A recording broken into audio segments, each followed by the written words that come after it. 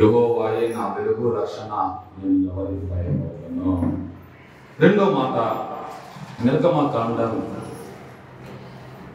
14వ అధ్యాయం 13-14 వాక్యాలు. నిర్గమకాండం 13వ అధ్యాయం 13-14 వాక్యాలు.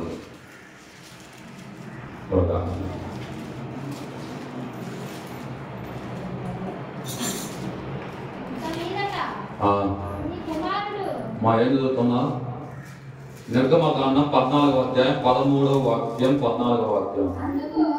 అందుకు మోషే, భయపడకుడి, యెహోవా మీకు నేడు కలుగచేయు రక్షణను మీరు ఊరక నిలుచుండి చూడుడి.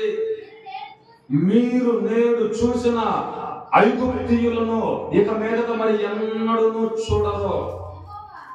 గమనించండి, యెహోవా మీ పక్షమున యుద్ధము చేయును, మీరు ఊరకయే ఉండుడని ఇదిగో ప్రజలతో సెలవిచ్చి ఉన్నాడు. హల్లెలూయా. తలుచునండి, యెహోవా మీ పక్షమున యుద్ధము చేయును, మీరు ఊరకనే నిలిచి ఉండి చూడండి. బిగ్గరగా హల్లెలూయా. యుద్ధం ఎవరిది? గట్టిగా, యుద్ధం ఎవరిది? యుద్ధం ఎవరిది? యుద్ధము యెహోవాదే, యుద్ధము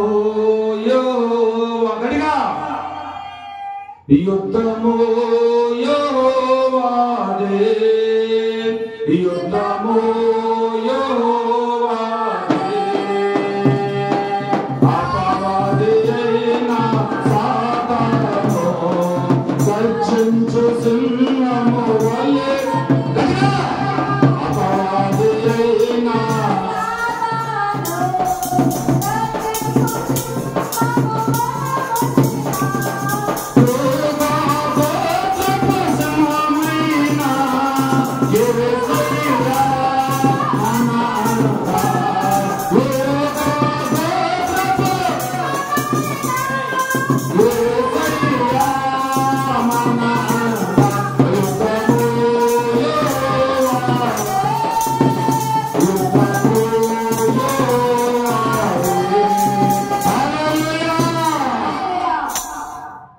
చాలా జాగ్రత్తగా ఉండండి.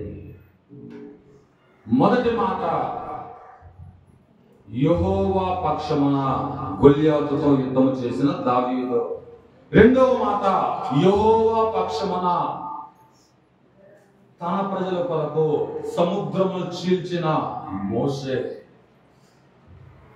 మళ్ళా చెప్తున్నా, యెహోవా పక్షమున తన ప్రజల కొరకు సముద్రాన్ని 2 పాయలు చేసిన మోషే.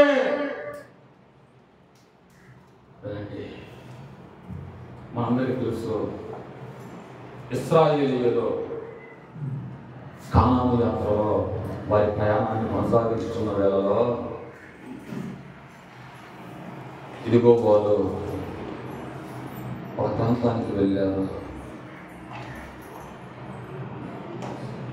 ఆ ప్రాంతం నుండి ఇదిగో లేక ఆ ఐగుప్తుని గురించి వీరు బయలుదేరి వెళ్తూ ఉన్నప్పుడు ఐగుప్తును పరిపాలిస్తున్న ఫరో రాజు అతని సైన్యానికి తెలిసింది ఏమని, ఇదిగో ఇశ్రాయేలీయులు తమ దేశాన్ని విడిచి వాగ్దాన దేశమునకు వెళ్తున్నారని.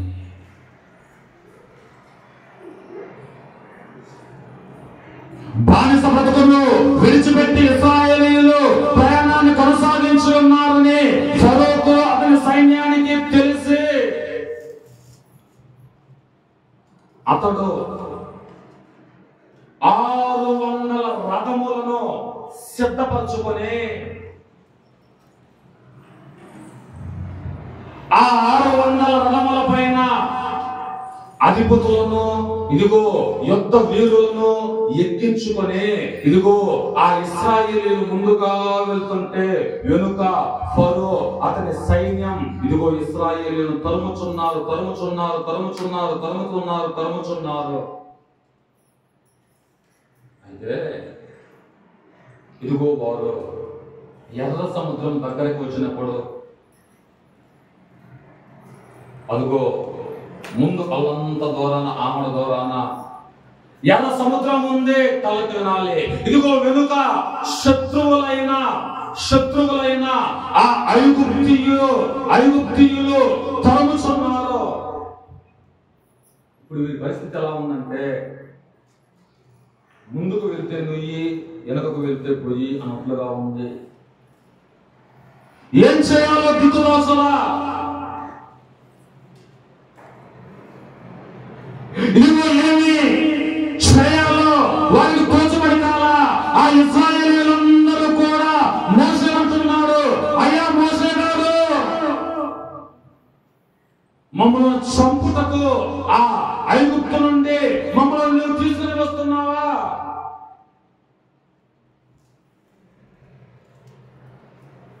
వినండి, ఆ మోషే ఉన్నపాటున అక్కడనే మోకరించి దేవుడికి ప్రార్థన చేస్తున్నాడు. దేవా, ఏంటి పరిస్థితి? వెనక శత్రువులు, ముందు ఎర్ర సముద్రం, మేమేం చేయాలి ఇప్పుడు? దేవుడు అంటున్నాడు, మోషే మోషే ఎందుకు భయపడుతున్నావు నీవు? ఇదంతా పూర్తిగా వివరించడానికి సమయం లేదు, కానీ ఇదిగో నీ చేతిలో కర్ర ఉందిగా, ఆ కర్ర తీసుకొని ఆ సముద్రమును ఇదిగో పైన కొట్టుము. హల్లెలూయా.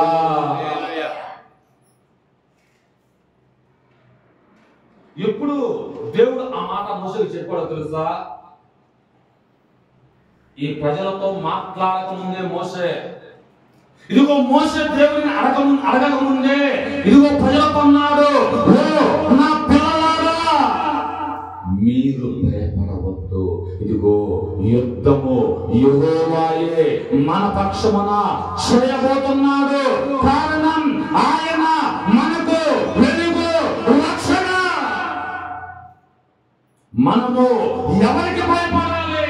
ఎవరికి భయపడనక్కర్లేదు.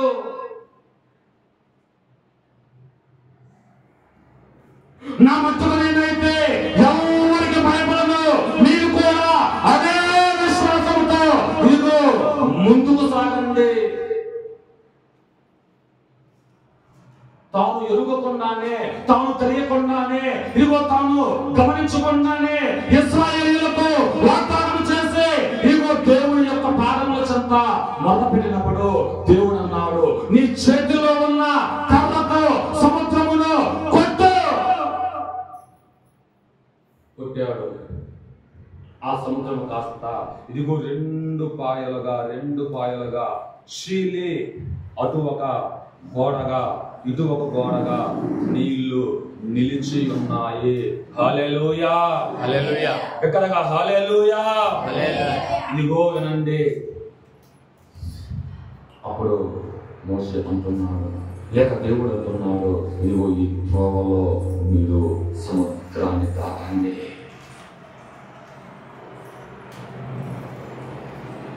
ఆ కర్రతో మోసే సముద్రాన్ని కొట్టినప్పుడు సముద్రం రెండు పాయలుగా చీలినప్పుడు ఆ దారిలో ఆరిన నేలపైన ఇశ్రాయేలీయులు ప్రయాణాన్ని కొనసాగించారండి. ఆ తర్వాత ఏమైంది? వారు సముద్రమును దాటిన తర్వాత దేవుడు మరలా మోషేతో అంటున్నాడు, మోషే అదే కర్రతో మరలా రెండవ మారు సముద్రాన్ని నీవు కొట్టు.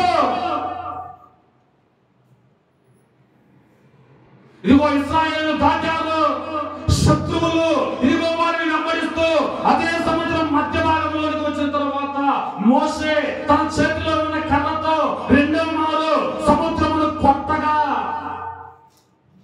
విడిపోయిన నీళ్లు కాస్త మరలా అలా కలుసుకున్నాయి. హల్లెలూయా. ఇదిగో అప్పుడు శత్రువులు సముద్రం మధ్యలో ఉన్నారు. ఎప్పుడైతే ఆ నీళ్లు ఏకపాయగా ఒకే పాయగా ఇదిగో కలుసుకున్నాయో, అతుకబడ్డాయో, ఆ సముద్రం ఇదిగో మధ్యలో శత్రువులు మునిగి ఉన్నారు. శత్రువులు మునిగి ఉన్నారు. ఎర్ర సముద్రం ఎదురుగా నిలిచింది, ఫరో సైన్యము వెనుక తరుముతుంది. ఎర్ర సముద్రం ఎదురుగా నిలిచింది, ఫరో సైన్యము వెనుక తరుముతుంది. యేసు వైపు చూడగా ఆయనను వేడగా, యేసు వైపు చూడగా ఆయనను వేడగా, ఫరో సైన్యము ఆగినదే. ఎర్ర సముద్రం పాయలైనదే, ఫరో సైన్యము ఆగినదే. ఎర్ర సముద్రం పాయలైనదే. కానాను యాత్ర, ఇది సీయోను యాత్ర. హల్లెలూయా. వీటన్నిటికీ అర్థం ఉన్నాయి, చదివించడానికి సమయం లేదు. ఇదిగో మోసే చెప్పకయే చెప్పాడు, మీ పక్షమున యెహోవా యుద్ధము చేయుచున్నాడు, మీరు ఊరకనే నిలిచి చూడండి. అదే దేవుని యొక్క స్వరం, అదే దేవుని యొక్క మాట, అదే జీవము కలిగిన వాక్కు. ఇదిగో ఈ దినాన మీ అందరితో ప్రభువు మాట్లాడుచున్నాడు. ఏమని? మీ బ్రతుకులో ఆ ఇశ్రాయేలు పరిస్థితి వంటి పరిస్థితి ఉన్నదా? ముందు సముద్రం అనగా కష్టాలు, కన్నీళ్లు, వేదనలు, శోధనలు, బాధలు, ఇరుకులు, ఇబ్బందులు, నిందలు, అవమానాలు ఉంటూ వెనుక శత్రువులు తరుముచున్నారా? ఆ శత్రువులు వ్యాధులు, బాధలు, బలహీనతలు, ఆర్థిక ఇబ్బందులు, అప్పుల సమస్యలు, ఇదిగో దుష్టుడు పెట్టే శోధనలు. ముందు సముద్రం వంటి పరిస్థితులు, వెనుక శత్రువులు వంటి పరిస్థితులు ఉన్నాయా? ఇదిగో మీరు చేయవలసిన పని, ప్రభువు మీ చేతికి ఒక కర్ర ఇచ్చాడు. ఆ కర్ర నా దేవుడు అనుగ్రహించిన జీవవాక్యమునకు సూచన. హల్లెలూయా. ఆ కర్ర ఈ పరిశుద్ధ గ్రంథం. ఈ కర్రతో ఇదిగో ముందు ఉన్న సముద్రమును నీవు కొట్టగలిగితే వెనుక వచ్చే శత్రువులు అదే సముద్రములో మట్టి కరిగించబడతారు. కారణం యెహోవాయే మన వెలుగు, యెహోవాయే మన రక్షణ. ఇదిగో నేను ఎవరికి భయపడను, ఎవరికి వెళుతును. మోషే విశ్వసించాడు, యెహోవాయే నా రక్షణని, యెహోవాయే నా నిరీక్షణని, యెహోవాయే నాకు వెలుగుగా ఉన్న దేవుడని ఒకటి విశ్వసించాడు. రెండు తన ప్రజలతో చెప్పాడు. ఒకటి నీవు విశ్వసించు, రెండు నీ కుటుంబీకులతో చెప్పు. ఒకటి నీవు విశ్వసించు, రెండు నీ వారితో చెప్పు. ఒకటి నీవు నమ్ము, రెండు నీ ప్రజలతో, నీ భార్యతో, నీ భర్తతో, నీ పిల్లలతో, నీ సంఘముతో, నీ సమాజముతో చెప్పు. ఏమని? యెహోవా నా వెలుగు, నా రక్షణ. లేక యెహోవా మన వెలుగు, మన రక్షణ. మనం ఎవరికి భయపడాలి? ఎవరికి భయపడనక్కర్లేదు. ఒకటి అక్కడ భయపడక శత్రువుపైకి బాలుడైన దావీదు వెళ్ళాడు, శత్రువును మట్టి కనిపించాడు. రెండు ఇక్కడ భయపడక మోషే అతని సైన్యం ఇదిగో సముద్రమును జయించాడు, శత్రువును మట్టి కనిపించాడు. మూడో మాటలు చూస్తా చూడండి. రాజుల 2వ గ్రంథం 6వ అధ్యాయం 16-17 వాక్యాలు త్వరగా. రాజుల 2వ గ్రంథం 16-17. అతడు భయపడవద్దు, మన పక్షమున ఉన్నవారు వారి కంటే అధికులై ఉన్నారని చెప్పి యెహోవా గట్టిగా, యెహోవా వీడు చూచున్నట్లు దయచేసి వీని కళ్ళను తెరవమని ఎలీషా ప్రార్థన చేయగా, యెహోవా ఆ పని వారి కళ్ళను తెరవ చేసిన కనుక వాడు ఎలీషా చుట్టూను పర్వతము అగ్ని గుర్రముల చేత రథముల చేతను నిండి ఉండుట చూచెను.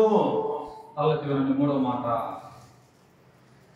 ఒకటి, యెహోవా పక్షమున శత్రువును దావీదు జయించాడు. రెండు, యెహోవా పక్షమున మోసే సముద్రాన్ని చేర్చగలిగాడు. మూడు, యెహోవా పక్షమున శిష్యునికి ఉన్న అంధత్వం ఏంటో తర్వాత చెప్తా, తొలగిపోయింది. ఇదిగో తన ప్రజలకు విజయాన్ని ఎలీషా ఇచ్చాడు. మూడో మాట, యెహోవా పక్షమున శిష్యునికి గుడ్డితనమును తొలగించి తన ప్రజలకు విజయాన్ని ఇచ్చాడు ఎలీషా. ఎట్లా వినండి, ఒక ముగిస్తాగా. ఇశ్రాయేలీయులు ఇదిగో వారి దేశంలో ఉన్నప్పుడు సిరియా అనబడిన పట్టణం, ఆ పట్టణ రాజు, అతని సైన్యం ఇదిగో ఈ ఇశ్రాయేలు దేశంలోకి యుద్ధానికి వస్తున్నారు. రండి, వాళ్ళు ఎప్పుడైతే యుద్ధానికి ఇదిగో ఇశ్రాయేలు దేశానికి వస్తున్నారో, వారు రాకముందే ఎలీషాకు దేవుడు ప్రేరేపించినందున ఎలీషా తన ప్రజలతో చెప్తున్నాడు, తన రాజుతో చెప్తున్నాడు, రాజా, ఓ యుద్ధ వీరులారా, ఫలానా మన దేశంలో ఉన్న ఫలానా స్థలానికి మీరు వెళ్ళవద్దు, అక్కడ శత్రువులు మీ కొరకు పొంచి ఉన్నారు, ఫలానా స్థలానికి మీరు వెళ్ళవద్దు, అక్కడ శత్రువులు ఉన్నారు, ఇదిగో మీరు అక్కడికి వెళ్తే ఆ శత్రువులు మిమ్మల్ని చంపివేస్తారు, జాగ్రత్త. ఒకసారి కాదు, రెండు సార్లు కాదు, పలుమార్లు ఇదిగో కొన్నిసార్లు జరిగిన తర్వాత ఆ సిరియా రాజుకు అర్థం కాల. ఇదిగో తన మంత్రులు పిలిచి అంటున్నారు, అరే ఏంటి ఆ ఇశ్రాయేలు దేశం యొక్క పరిస్థితి, మనం వెళ్ళేది వెళ్ళకముందే ఆ దేశ రాజుకు ఆ ప్రజలకు ఎలా తెలుస్తుంది? ఆ సిరియా రాజు తన మంత్రులలో ఒకరంటాడు, రాజా ఏమి లేదు, ఆ ఇశ్రాయేలు దేశంలో ఒక ప్రవక్త ఉన్నాడు, అతని పేరు ఎలీషా. మనం ఇప్పుడు వెళ్ళేది, ఎక్కడికి వెళ్ళేది, ఏమి చేయబోయేది ఇదిగో సమస్తము ఆ ఎలీషాకు ఇదిగో దేవుడు చూస్తున్నాడు. మనం వెళ్ళక ముందే సమస్తము ఎలీషాకు దేవుడు తెలియజేస్తున్నాడు. కాబట్టి ఇదిగో ఆ ప్రవక్త ఆ రాజుతో ఆ సైన్యముతో ముందుగానే చెప్తున్నారు.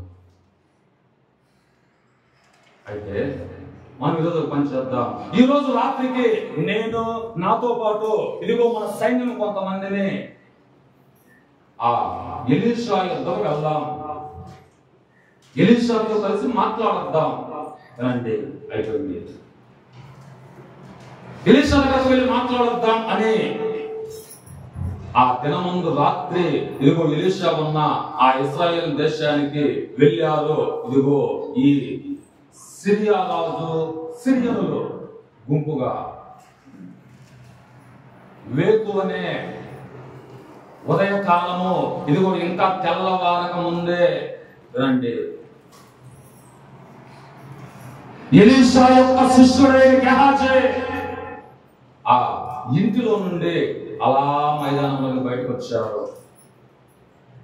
ఇదిగో ఈ యొక్క గెహాజీ ఎప్పుడైతే ఆ మైదానానికి వచ్చారో ఈ ఎలీషా యొక్క ఇదిగో చుట్టుపక్కల ప్రాంతమును లేక ఆ ఇంటిని ఇదిగో ఈ సిరియనులు చుట్టుముట్టారు.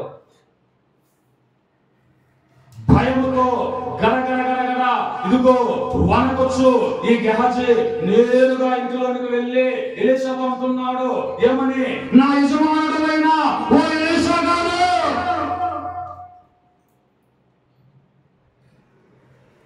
ఎలీషా ఉలిక్కి పడి లేచి, ఏంట్రా ఎందుకంతలామనా, ఇదిగో నీవు వనకుచున్నావు, ఏమి లేదండి, ఏమి లేదు. ఇదిగో మన ఇంటిని ఎవరో శత్రువులు చుట్టుముట్టి ఉన్నారు.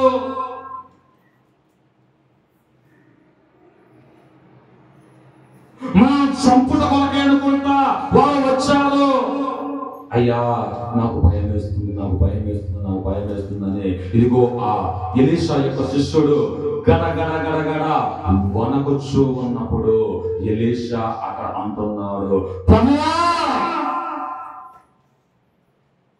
వీడు చూచున్నట్లు మొట్టమొదటిగా వీడి కళ్ళను తెరువుము. హల్లెలూయా.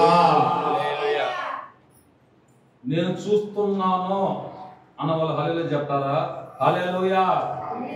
నన్ను కాదమ్మా, నేను చూస్తున్నా అన్న వాళ్ళు హల్లెలూయా చెప్తారా? చూస్తున్నారా? చూస్తున్నారా? ఏం చూస్తున్నారు? ఇదిగో మన చూపు ఎక్కడ ఉండాలి? మన చూపు దేనిపైన ఉండాలి? మన చూపు ఎవరిపైన ఉండాలి?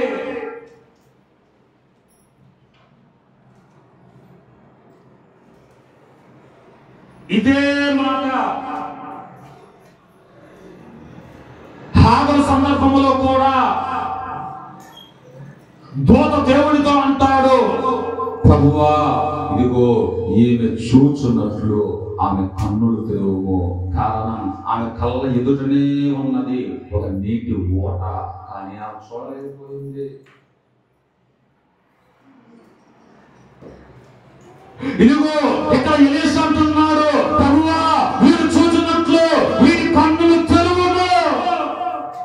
అనండి ఇదిగో ఈ ఎలీషా యొక్క శిష్యుని వలె, ఈ గెహజీ వలె ప్రతిదానికి నీవు ఎందుకు భయపడుతున్నావో తెలుసా? సాతాను భయపడినంత భయం, వ్యాధులకు భయపడినంత భయం, లోకంలో ఉన్న మనుషులకు భయపడినంత భయం, ఇదిగో సమస్యలకు భయపడినంత భయం, అవమానాలకు భయపడినంత భయం దేవుని పైన రవ్వంత కూడా నీకు ఉండలేదే.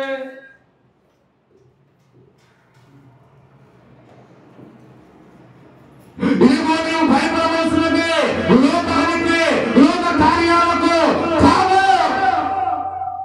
నీవు భయపడవలసినది ఇదిగో ఆ యొక్క గెహజీ వలె లోకములో కనిపించే ఆ యొక్క ఇదిగో నిన్ను భయపెట్టే పరిస్థితులకు కాదు.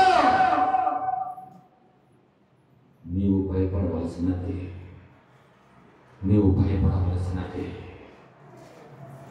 పరిశుద్ధుడైన దేవునికి,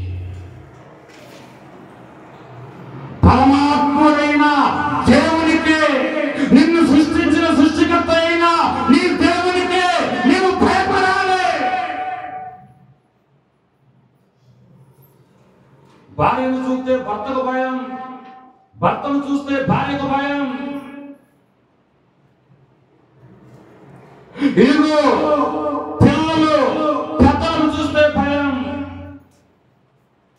విశ్వాసులు లోకాన్ని చూస్తే భయం, విశ్వాసులు దుష్టులు చూస్తే భయం, విశ్వాసులు ఇదిగో లోక కార్యాలను లేక వారికి ఎదురయ్యే పరిస్థితులు చూస్తే భయం.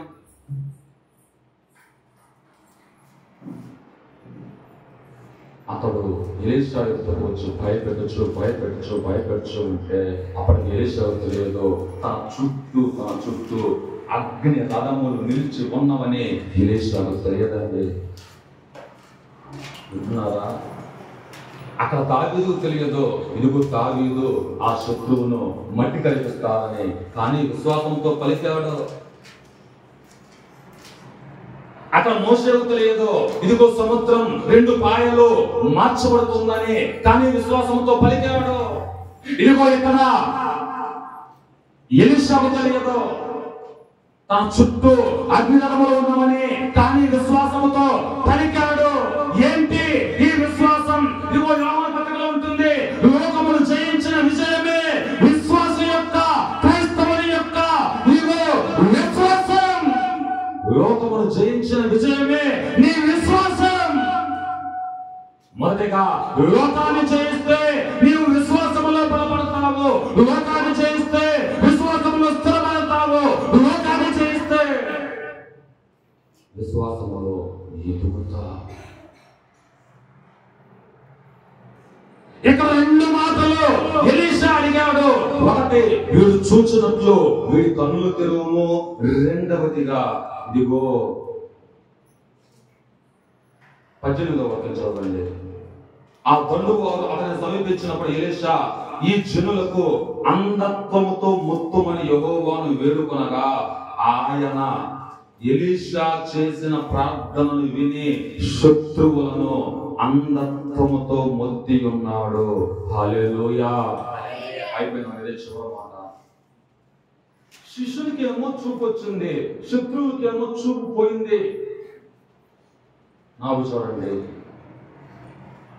శిష్యులకేమో చూపు ప్రసాదించబడింది, ఇదిగో శత్రువులకేమో చూపు పోగొట్టుకున్నారు.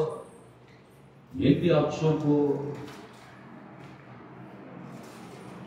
సరిగ్గా తలకి వినండి. 2000 సంవత్సరాల క్రితం, 2024 సంవత్సరాల క్రితం నీవు నేను మనమందరము కూడా క్రీస్తును ఎరుగక గుడ్డివారముగా బ్రతుకుచున్నప్పుడు మనందరికీ కూడా ఒక చక్కని చూపును ప్రసాదించడానికి నా ప్రభువు అడుగు ఆ కొల్కతా కొండ ఎక్కి, ఆ కొల్కతా కొండ పైన భూమికి ఆకాశమునకు మధ్య ఇదిగో అడ్డకొయ్య పైన నిలువు కొయ్య పైన 3 మేకులతో వేలాడదీయబడ్డారు. తెలుసా?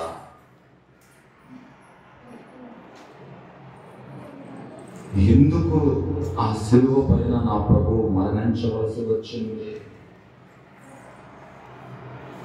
ఎందుకు ఆ సిలువ పైన నా ప్రభువు ప్రాణం పెట్టవలసిన అక్కర వచ్చింది? ఆయనే కనుక సిలువ పైన మరణించకపోతే ఇదిగో ఈనాడు ఆత్మ సంబంధమైన ఈ దృష్టి నీకు నాకు ఈ ప్రపంచంలో ఉన్న పరిశుద్ధులకు ఎవరికి ఉండేది కాదు. హల్లెలూయా. ఇదిగో ఇక్కడ ఎలీషా ప్రార్థన చేయగా శిష్యునికి చూపు వచ్చింది, శత్రువులకు చూపు పోయింది. తరువాతి సిలువలో నా ప్రభువు ఇదిగో తండ్రి అయిన దేవునికి చివరిగా ప్రార్థన చేయగా దుష్టునికి ఇదిగో చూపు పోయింది. ఆయన పిల్లలమైన మనకు చూపు వచ్చింది. తరువాతి సిలువలో నా ప్రభువు ఆకాశమందున్న దేవునికి మొర్ర పెట్టగా శత్రువునికి అపజయం, మనకు జయం. ఇక్కడ ఎలీషా కూడా ప్రార్థన చేయగా శిష్యునికి జయం, శత్రువులకు అపజయం. వారు గుడ్డివారుగా తౌడు వారుచున్నారు అని రాయబడి ఉంటుంది.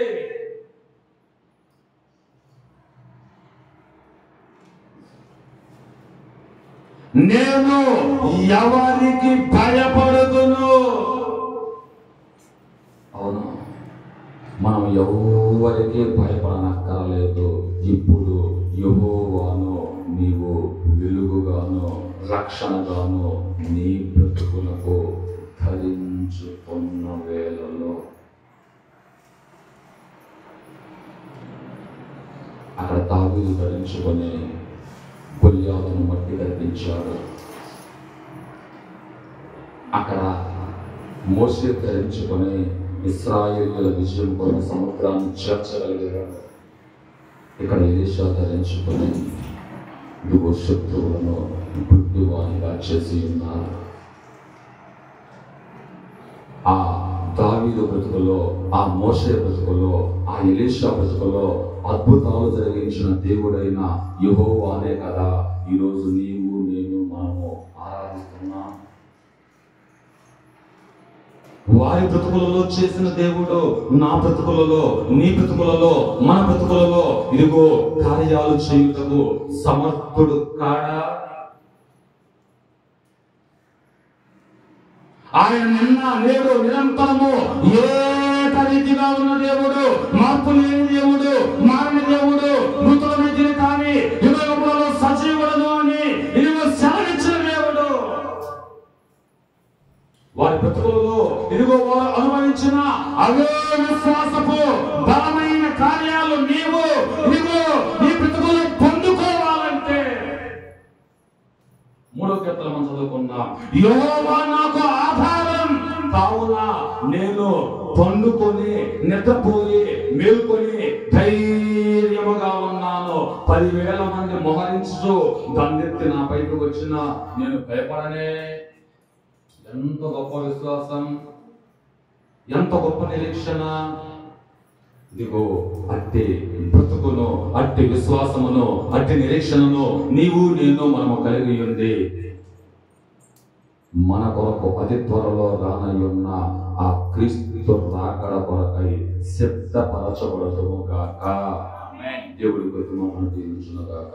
ఆమేన్.